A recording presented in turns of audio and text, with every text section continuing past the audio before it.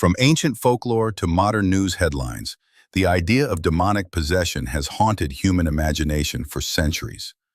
In every culture, there are stories of people behaving strangely, speaking in unknown languages or displaying superhuman strength, phenomena that science struggles to fully explain. Some see these as signs of mental illness, while others insist they are proof of dark, supernatural forces. These chilling tales are not only terrifying but also deeply influential. They have inspired books, blockbuster movies, and even shaped religious rituals and legal trials. More importantly, they reveal the eternal human struggle to understand the unknown, whether through faith, medicine, or cultural belief. In this video, we will journey through history and explore some of the world's most famous possession cases, where mystery, fear, and controversy come together in unforgettable ways. The Exorcism of Anneliese Michel, Germany, 1975 to 1976. Anneliese Michel was a devout young Catholic woman from Klingenberg, Germany.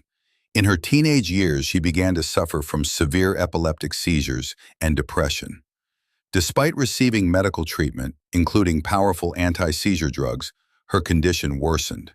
She began to report terrifying visions, hearing voices that told her she was damned, and feeling an overwhelming aversion to sacred objects, such as crucifixes and holy water. Convinced that this was more than an illness, her deeply religious family sought help from the Catholic Church. After initial reluctance, church authorities finally granted permission for an exorcism. Two priests, Father Ernst Alt and Father Arnold Renz, performed a series of exorcism rituals over 10 months, from September 1975 to July 1976. In total, 67 exorcism sessions were conducted, some lasting for hours. During these sessions, Anneliese was reported to have displayed extraordinary strength, spoken in multiple voices, and claimed to be possessed by several demons, including Lucifer, Judas, and Nero. The priests recorded many of these sessions, and the tapes later became chilling evidence of her suffering. Sadly, on July 1, 1976, Anneliese Michel died in her home. The cause of death was malnutrition and dehydration. She had stopped eating, believing she must atone for the sins of others. She was only 23 years old. Her death shocked the world and led to a controversial court case. Her parents and the two priests were charged with negligent homicide. They were found guilty but received suspended prison sentences. The case of Anneliese Michel remains one of the most haunting and debated stories of possession. For some, it is evidence of the dangers of blind faith. For others, it is proof that evil forces exist beyond the reach of science. Her story continues to inspire books, documentaries, and films, including the Hollywood movie The Exorcism of Emily Rose. The Exorcism of Roland Doe, United States, 1949. The story of Roland Doe, later revealed to be a pseudonym for a 14-year-old boy from Maryland, is one of the most famous possession cases in modern history. It was this chilling case that inspired William Peter Blatty to write his novel, The Exorcist, which later became a landmark horror film. Roland was described as a quiet, introverted boy. After the death of his beloved aunt, who had introduced him to the Ouija board, strange phenomena began to occur in his home. Furniture moved on its own, scratching sounds echoed through the walls, and objects seemed to fly across rooms. Roland himself reportedly entered violent trances, shouted obscenities, and spoke in guttural voices that were not his own. Desperate for help, Roland's family first sought medical and psychiatric treatment, but nothing seemed to work. Eventually, they turned to the Catholic Church. A Jesuit priest, Father William Bowdern, with the assistance of other clergy, began a series of exorcism rituals. These sessions were conducted in St. Louis, Missouri, and reportedly took place over several weeks.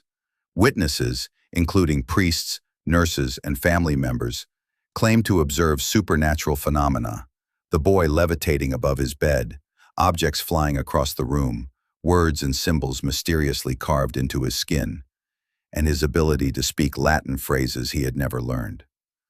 The final exorcism ended dramatically when Roland, in a violent outburst, allegedly shouted the name of Saint Michael the Archangel. According to the priests, at that moment the boy collapsed, and a peaceful calm fell over the room. Roland later returned to normal life, and records suggest he went on to live quietly, without further signs of possession.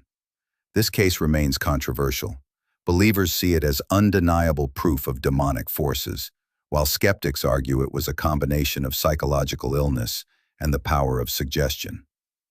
Regardless, the Roland Doe exorcism continues to be one of the most influential possession stories, shaping popular culture and redefining horror for generations. The Loudun possessions, France, 1634.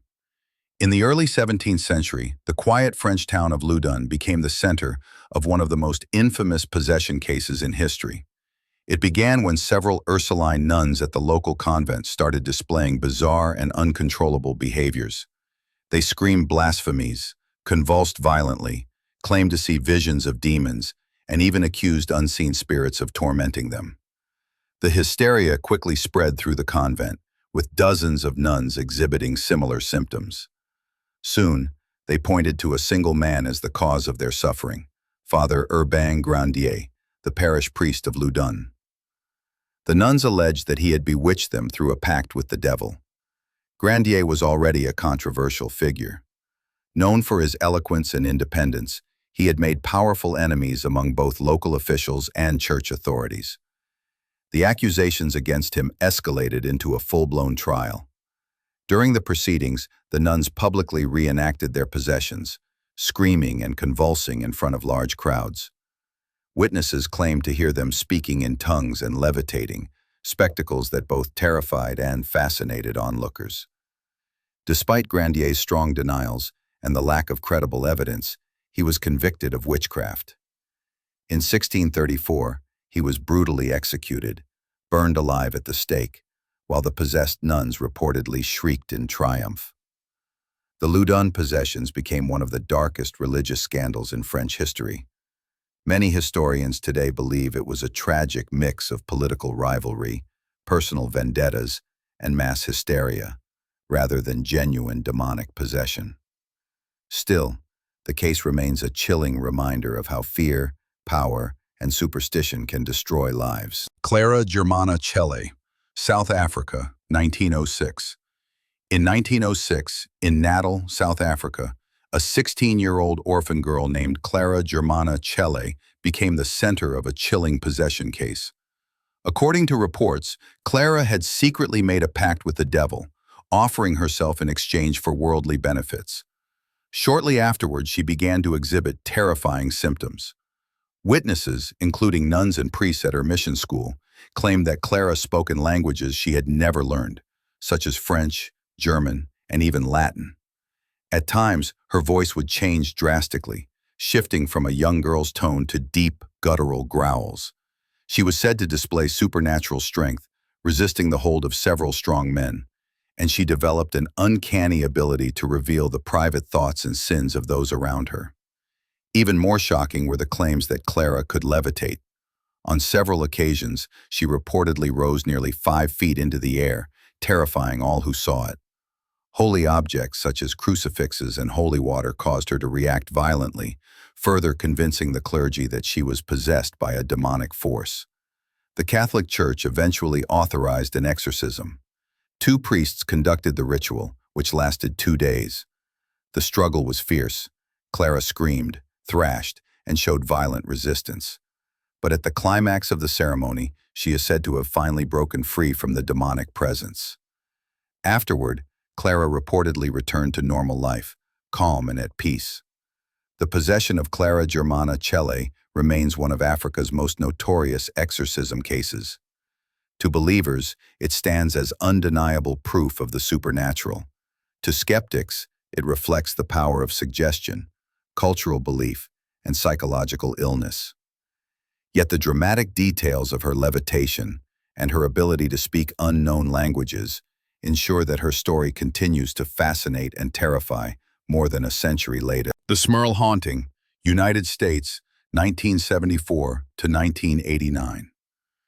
For nearly 15 years, the Smurl family of West Pittston, Pennsylvania, claimed they were tormented by terrifying supernatural forces inside their home. It began innocently in 1974 when Jack and Janet Smurl moved into a modest duplex with their children. At first they noticed strange noises, footsteps, knocks, and dragging sounds. But soon, the disturbances escalated into something far more sinister.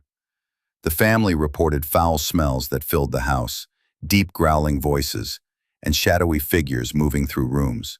Appliances turned on and off by themselves, and furniture was said to levitate and crash against walls. Even more disturbing were accounts of violent physical assaults. Jack claimed he was scratched and pushed by unseen forces, while Janet said she was sexually assaulted by a demonic entity. The children also suffered night terrors and strange injuries that had no clear explanation. As the haunting intensified, the Smurls reached out for help. Their case eventually drew the attention of Ed and Lorraine Warren, the famous paranormal investigators who also worked on the Amityville case. After visiting the home, the Warrens declared that it was indeed the site of a powerful demonic infestation. They claimed to have witnessed objects moving on their own and even recorded strange, unexplainable sounds. The case became highly publicized, drawing both believers and skeptics. Neighbors and journalists investigated, but many argued that the events could be explained by stress, exaggeration, or psychological factors. Some accused the Smurls of fabricating the story for attention. Despite the controversy, the Smurl haunting has become one of the most infamous American possession and haunting cases. It was later adapted into a book and even a made-for-TV movie titled The Haunted. To this day, it remains a chilling story that divides opinion.